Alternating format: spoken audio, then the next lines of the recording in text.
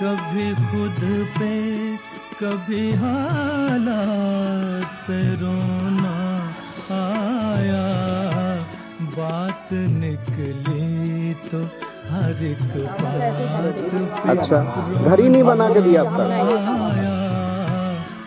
कभी खुद पे कभी हालात पे रोना आया, बात निकली तो हर एक बात पे रोना आया। कुलछा गांव के लोगों ने ये सोचकर 2017 में बीजेपी को वोट दिया कि इस बार कीचड़ में कमल ज़रूर खिलेगा, लेकिन तस्वीरें जो कभी झूठ नहीं बोलती वो ये बताने के लिए काफ़ी हैं कि बीजेपी विधायक ने यहाँ कितना काम किया है। अब आप ही अपनी खुली आंखों से देखिए और सोचिए गांव में कितना विकास हुआ है। बात महज केवल एक गांव की नहीं है, मीरगंज में कई गांव ऐसे भी हैं जहां सर पर छत तक मैसर नहीं है, जिसको लेकर 14 तारीख को वोट होना है और हर काम का हिसाब लिया जाएगा।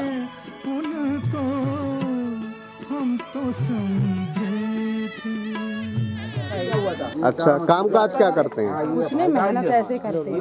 अच्छा, घर ही नहीं बना के दिया अब तक? तो लोग गिरते उड़ते भी होंगे, तो इस तरह के हाल है। चीज है कि विधायक जी आए कभी इनको देखा है इन्होंने? विधायक जी भी घूम गए, आज सुल्तान बेग जी वो भी विधायक रहे हैं पहले, वो भी घूम गए।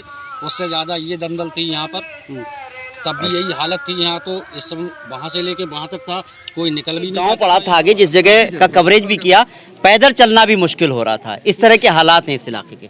देखिए, ऐसा है, जब से भारतीय जनता पार्टी की सरकार बनी है पूरे मीरगंज क्षेत्र को इन्होंने तबाह कर दिया, बर्बाद कर दिया। आपने जहाँ गए थे वो है कुलछा की गोटिया। पिछली बारी मैं जब वोट मांगने आया था तो लोगों ने ये सवाल रखा था मेरे सामने।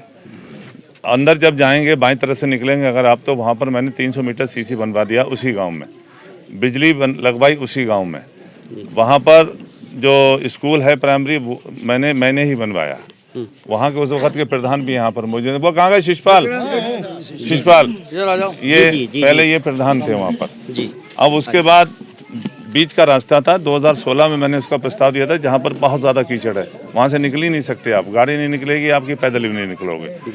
तो वो प्रस्ताव चूँकि आचार संहिता लग गई, वो सड़क बनने से रह गई। तो मैं जब वोट मांगने गया तो मैंने उनसे कहा जितना काम मैंने करना था वो कर दिया, और जो बकाया है मैं इसको पूरा करूँगा। तो बोले ना साहब, आपकी तो डीसी वर्मा को वोट डाल रहे हैं। तो हमने डीसी वर्मा से करा लेना।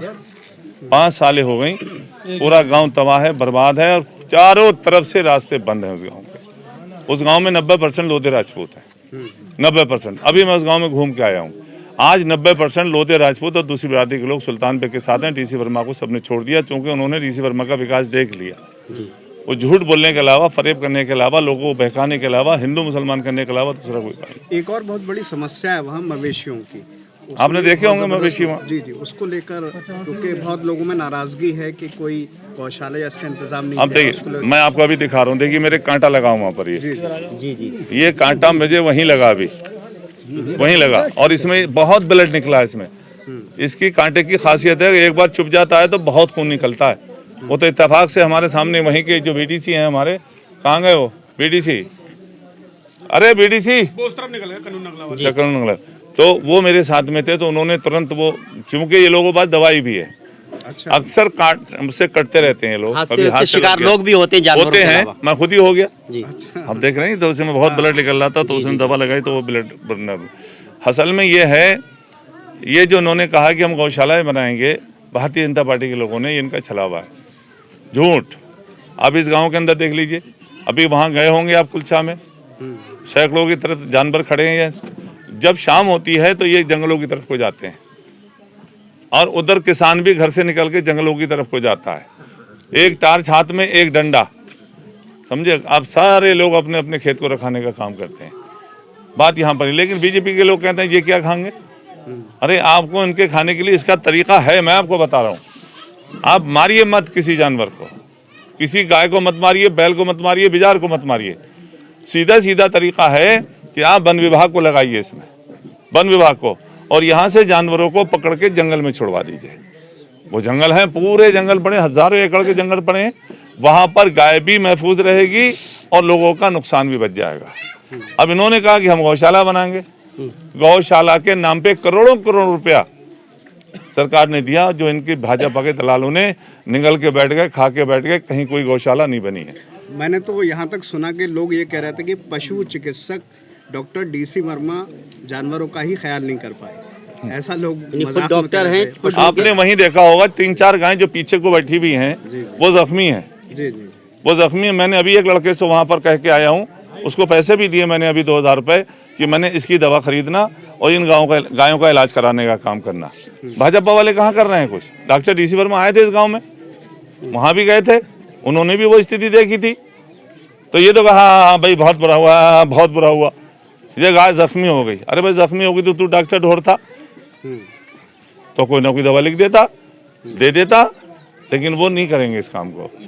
सिर्फ इनका झूठ बोलना, फरेब करना, मकारी करना, इसके अलावा कोई काम नहीं है। इसीलिए मीरगंज विधानसभा में भारतीय जनता पार्टी को जनता ने नकार दिया है।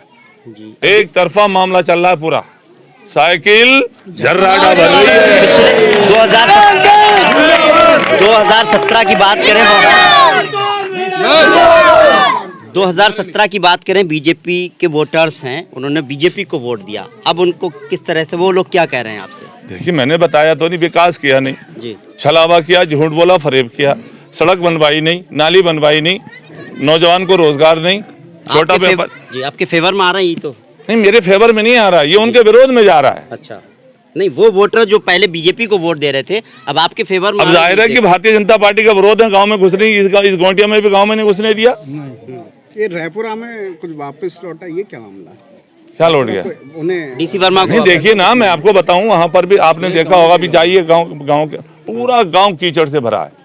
वो रायपुरा गांव हमारे एमपी साहब का 2014 में, चूंकि ये नरेंद्र मोदी जी का एक ड्रीम प्रोजेक्ट था, हर एक एमपी को एक उन्होंने कहा कि आप अपने विधानसभा में एक गांव को गोद लीजिए, और 32 पॉइंट थे, 32 पॉइंट, वो 32 पॉइंट से उस गांव को सैचुरेट करिए। अगर वहां पर एमपी साहब ने या डॉक्टर डीसी वर्मा ने मिलके उस गांव में काम किया होता, वो गांव पूरी तरह से चमन होता, पूरी तरह से चमन होता। मैं इसीलिए बताता हूं आपको, उसमें इन्होंने हमेशा छलने का काम किया। डॉक्टर डीसी वर्मा ने वहाँ लूट शुरू कर दी, डॉक्टर डीसी वर्मा ने उस गाँव के लोगों को चोर कहा। एक घटना हो गई थी, वहाँ पर गए लोग वर्मा जी के पास मदद के लिए, और बजाय मदद करने के उन्होंने कहा ये तो पूरा गांव चोर है। और उसी गांव के रहने वाले हैं, अब वहीं तो रह रहे हैं, वहीं तो स्कूल बना है, और आपने देखा स्कूल से लेके गांव तक पूरा तालाब बना हुआ है। दिक्कत है, बहुत परेशानी है, लोग बहुत ज़्यादा दुखी हैं, इसीलिए लोग आक्रोशित हैं। 850 बीघा जमीन तो है 2500 बीघा, उसमें से 850 बीघा जमीन डॉक्टर डीसी वर्मा ने अपने लोगों की मदद से कब्जा कर ली। लोगों के गेहूं खड़े थे, और वो सब लोधे राजपूत हैं, किसान बिरादरी के लोग हैं, उनकी जमीनें थी। 250 लोगों परिवार के लोगों पे उसने लात मारने का काम किया। इसलिए आपको वहां से पूरी तरह सफाया। पिछली बारी 90% वोट डॉक्टर डीसी वर्मा को दिए थे, अब की 90% वोट वहां के लोग सुल्तान बेग को देंगे।